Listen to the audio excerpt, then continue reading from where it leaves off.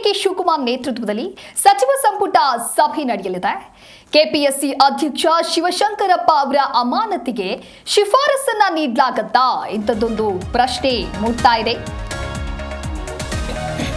CM ನೇತೃತ್ವದಲ್ಲಿ ನಡೆಯುವಂತಹ ಸಚಿವ ಸಂಪುಟ ಸಭೆ ರಾಜ್ಯಪಾಲರಿಗೆ ಮತ್ತೊಮ್ಮೆ ಸಚಿವ ಸಂಪುಟ ಶಿಫಾರಸಾಗಲಿದೆಯಾ? ಜಿಎಸ್ಟಿ ತಿದ್ದುಪಡಿ ವಿಧೇಯಕ, ಕೈಗಾರಿಕಾ ಸ್ನೇಹಿ ತಿದ್ದುಪಡಿ, ಜಿಬಿಎ ವಿಧೇಯಕಕ್ಕೆ ಅಸ್ತು ನೀಡಲಾಗುತ್ತೆ. ಕಾರಾಗೃಹಗಳ ಆಧುನೀಕರಣವನ್ನ ಮಾಡಬೇಕಾಗಿರುವಂತಹ ವಿಚಾರ, ವಿವಿಧ ಅಭಿವೃದ್ಧಿ ಯೋಜನೆಗಳಿಗೆ ಸಂಪುಟ ಒಪ್ಪಿಗೆಯನ್ನ ನೀಡುವಂತಹ ಎಲ್ಲ ಸಾಧ್ಯತೆಗಳು ಕೂಡ ಇದೆ.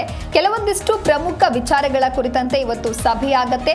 ಸಭೆಯಲ್ಲಿ ಹಾಗಾದ್ರೆ ಯಾವ ರೀತಿಯಾದಂತಹ ತೀರ್ಮಾನ ನಡೆಯುತ್ತೆ, ಯಾವುದೆಲ್ಲ ಶಿಫಾರಸುಗಳಲ್ಲಿದೆ, ಹೇಗೆ ತಿದ್ದುಪಡಿ ಆಗಲಿದೆ, ಎಲ್ಲವನ್ನ ಕಾದು ನೋಡಬೇಕಿದೆ. ಕೆಪಿಎಸ್ಸಿ ಅಧ್ಯಕ್ಷ ಶಿವಶಂಕರಪ್ಪ ಸಾಹುಕಾರ ಅಮಾನತಿಗೆ ರಾಜ್ಯಪಾಲರಿಗೆ ಸಚಿವ ಸಂಪುಟ ಮತ್ತೆ ಶಿಫಾರಸು ಮಾಡುವಂತ ಸಾಧ್ಯತೆಗಳು ಕೂಡ ದಟ್ಟವಾಗಿ ಕಾಣಿಸ್ತಾ ಇದೆ. ಕೆಪಿಎಸ್ಸಿ ಅಧ್ಯಕ್ಷ ಶಿವಶಂಕರಪ್ಪ ಸಾಹುಕಾರ ವಿಚಾರಕ್ಕೆ ಸಂಬಂಧಪಟ್ಟಂತೆ ದೊಡ್ಡ ಮಟ್ಟದಲ್ಲಿ ಚರ್ಚೆಗಳು ಕೂಡ ಆಗ್ತಾ ಇದೆ. ನಂತರದಲ್ಲಿ ಕೋರ್ಟ್ ನೀಡಿರುವಂತಹ ತೀರ್ಪು ಕೂಡ ಸಾಕಷ್ಟು ಚರ್ಚೆ ಕಾರಣ ಆಗಿತ್ತು. ಹಾಗಾಗಿ ಅವರ ಅಮಾನತು ಮಾಡೋದಕ್ಕೆ ರಾಜ್ಯಪಾಲರಿಗೆ ಸಚಿವ ಸಂಪುಟ ಮತ್ತೆ ಏನಾದರೂ ಶಿಫಾರಸನ್ನ ನೀಡುತ್ತಾ ಕಾದು ನೋಡಬೇಕು.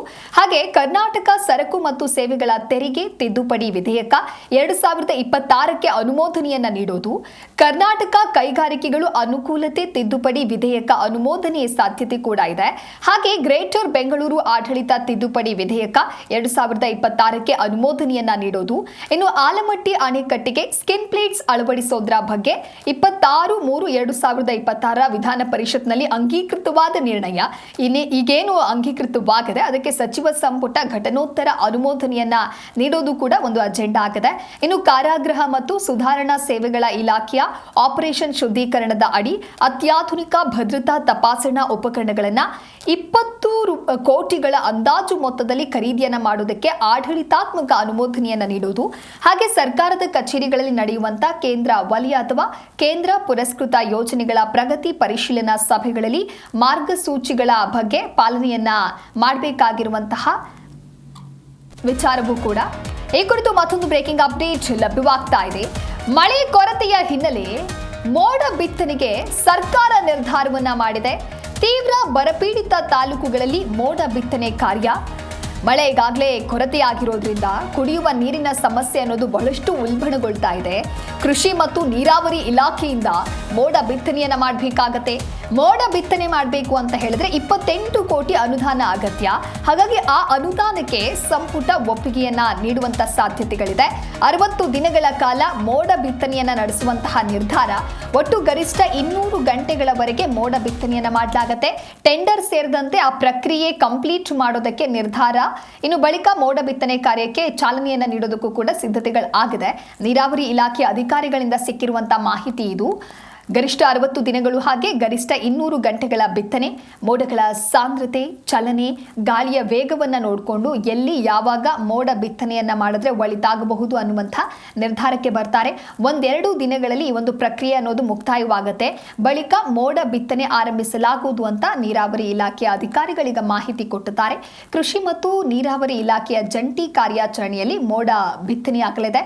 ಹಾಗಾಗಿ ಈ ಎಲ್ಲ ವಿಚಾರಕ್ಕೆ ಸಂಬಂಧಪಟ್ಟಂತೆ ಇವತ್ತು ಸಿಎಂ ಡಿಕೆ ಶಿವಕುಮಾರ್ ಅವರ ನೇತೃತ್ವದಲ್ಲಿ ನಡೆಯುವಂತ ಸಚಿವ ಸಂಪುಟ ಸಭೆಯಲ್ಲಿ ಕೆಲವು ಮಹತ್ವದ ನಿರ್ಧಾರಗಳು ಆಗಲಿದೆ.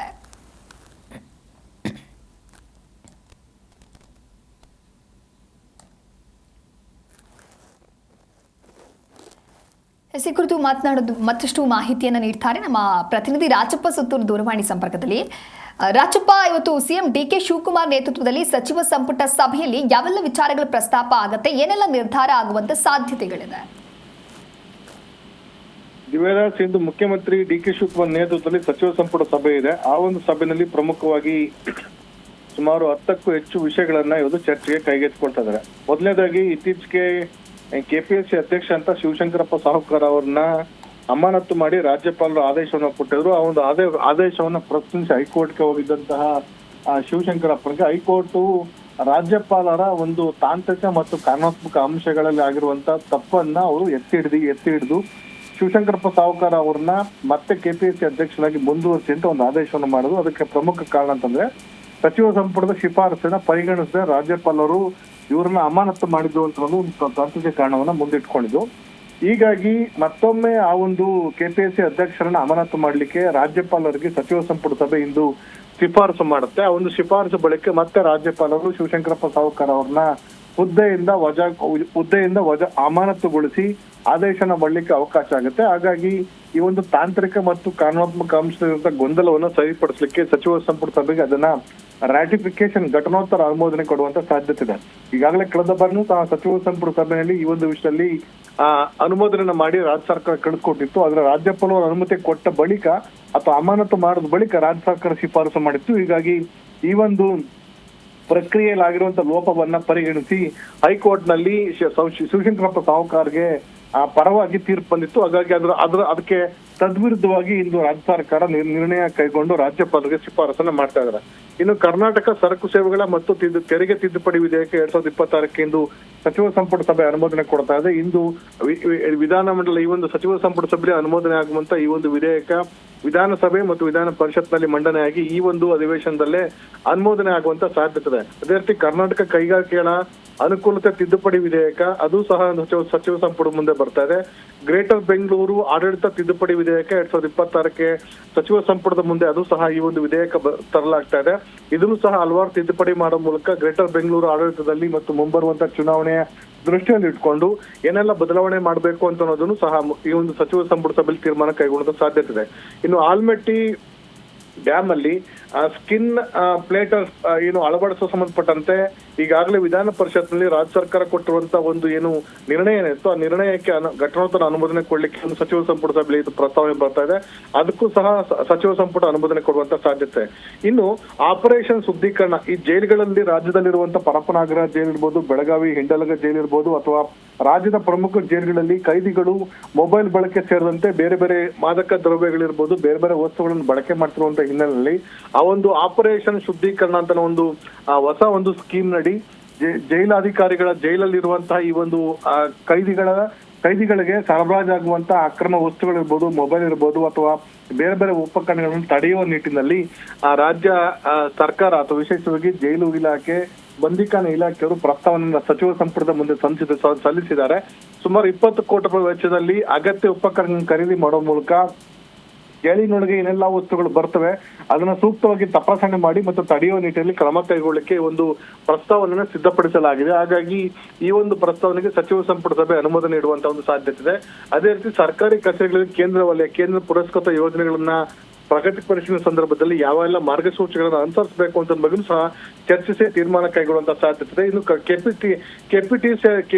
ಕೆಪಿಟಿಸಿಎಲ್ ಕರ್ನಾಟಕ ವಿದ್ಯುತ್ ಪವರ್ ಕಾರ್ಪೊರೇಷನ್ಗೆ ಕರ್ನಾಟಕ ವಿದ್ಯುತ್ ನಿಗಮ ಗ್ಯಾಸ್ ಪವರ್ ಕಾರ್ಪೊರೇಷನ್ ಅನ್ನ ವಿಲೀನ ಮಾಡೋಕೆ ಸಚಿವ ಸಂಪುಟ ಸಭೆ ತೀರ್ಮಾನ ಕೈಗೊಳ್ಳುವಂತ ಸಾಧ್ಯತೆ. ಅದೇ ರೀತಿ ದಕ್ಷಿಣ ಕನ್ನಡ ಜಿಲ್ಲೆ ಪುತ್ತೂರಿನಲ್ಲಿ ಸರ್ಕಾರಿ ಮೆಡಿಕಲ್ ಕಾಲೇಜ್ ನಿರ್ಮಾಣ ಮಾಡಲಿಕ್ಕೆ ಮತ್ತು ಮೂಲಸೌಕರ್ಯಕ್ಕೆ 574 ಕೋಟಿ ರೂಪಾಯಿ 574 crore rupees ಪ್ರಸ್ತಾವನೆಗೆ ರಾಜ್ಯ ಸರ್ಕಾರ ಅನುಮೋದನೆ ಕೊಡ್ತದೆ. ಅದೇ ರೀತಿ ಕರ್ನಾಟಕ ಗ್ರಾಮ ಸ್ವರಾಜ್ ಮತ್ತು ಪಂಚಾಯತ್ ರಾಜ್ ತಿದ್ದುಪಡಿಗೂ ಸಹ ಇದೇ ಒಂದು ಸಂದರ್ಭದಲ್ಲಿ ಅನುಮೋದನೆ ಕೊಡುವಂತ ಸಾಧ್ಯತೆ ಇದೆ. ಇದ್ರ ಜೊತೆಗೆ ರಾಜ್ಯಾದ್ಯಂತ ಏನು ಬರ ಇದೆ ಆ ಒಂದು ಬರ ಹಿನ್ನೆಲೆಯಲ್ಲಿ ರಾಜ್ಯ ಸರ್ಕಾರ 171 ತಾಲೂಕನ್ನ ಬರ ತಾಲೂಕು ಅಂತ ಘೋಷಣೆ ಮಾಡುವಂತ ಸಾಧ್ಯತೆ ಇದೆ. ಈಗಾಗಲೇ ಮುಖ್ಯಮಂತ್ರಿ ಸಿದ್ದರಾಮಯ್ಯ ಡಿ ಕೆ ಶಿವಕುಮಾರ್ ನೇತೃತ್ವದಲ್ಲಿ ಸಚಿವ ಸಂಪುಟ ಸಭೆಯಲ್ಲಿ ಚರ್ಚಿಸಿ ಈಗಾಗಲೇ ಜಿಲ್ಲಾಧಿಕಾರಿಗಳಿಂದ ವರದಿಯನ್ನು ಪಡೆಯಲಾಗಿದೆ. ಹಾಗಾಗಿ 20ನೇ ತಾರೀಕು ಒಳಗಾಗಿ ಅಂದ್ರೆ ನಿನ್ನೆ ಒಳಗಾಗಿ ಎಲ್ಲಾ ಜಿಲ್ಲಾಧಿಕಾರಿಗಳು ರಾಜ್ಯ ಸರ್ಕಾರಕ್ಕೆ ವರದಿಯನ್ನು ಕಳಿಸಿದ್ದಾರೆ. ಈ ಕನ್ಸಾಲಿಡೇಟ್ ರಿಪೋರ್ಟ್ ಅನ್ನು ಇಟ್ಕೊಂಡು ಕೇಂದ್ರ ಸರ್ಕಾರಕ್ಕೆ ರಾಜ್ಯ ಸರ್ಕಾರ ಶಿಫಾರಸನ್ನ ಮಾಡ್ತಿದೆ. ರಾಜ್ಯವನ್ನ ಬರಪೀಡಿತ ರಾಜ್ಯ ಅಂತ ಘೋಷಣೆ ಮಾಡಿ ಇಷ್ಟು ತಾಲೂಕನ್ನು ಬರಪೀಡಿತ ತಾಲೂಕು ಅಂತ ಘೋಷಣೆ ಮಾಡಿ ಅದಕ್ಕೆ ಸೂಕ್ತ ಪರಿಹಾರ ಕೊಡ್ಲಿಕ್ಕೆ ಅವಕಾಶವನ್ನು ಕಲ್ಪಿಸಿ ಅಂತ ಅನ್ನೋದನ್ನ ರಾಜ್ಯ ಸರ್ಕಾರ ಸಚಿವ ಸಂಪುಟ ಸಭೆ ಮುಂದೆ ಇಟ್ಟು ತೀರ್ಮಾನ ಕೈಗೊಳ್ಳುವಂತ ಸಾಧ್ಯತೆ ಇದೆ. ಒಟ್ಟಾರೆಯಾಗಿ ಹಲವಾರು ವಿಷಯಗಳು ಇಂದು ಸಚಿವ ಸಂಪುಟ ಸಭೆ ಮುಂದೆ ಬರ್ತಾ ಇದೆ. ಇವೆಲ್ಲ ವಿಷಯಗಳನ್ನು ಸಹ ಚರ್ಚಿಸಿ ಇಂದು ಅಂತಿಮ ತೀರ್ಮಾನ ಕೈಗೊಂಡು ರಾಜ್ಯ ಸರ್ಕಾರ ಇಂದು ಮಹತ್ವದ ನಿರ್ಣಯ ಕೈಗೊಳ್ಳುವಂತ ಒಂದು ಸಾಧ್ಯತೆ ಇದೆ. Niveda. Okay, thank you Rajappa ನಿಮ್ಮೆಲ್ಲ ಮಾಹಿತಿಗಾಗಿ.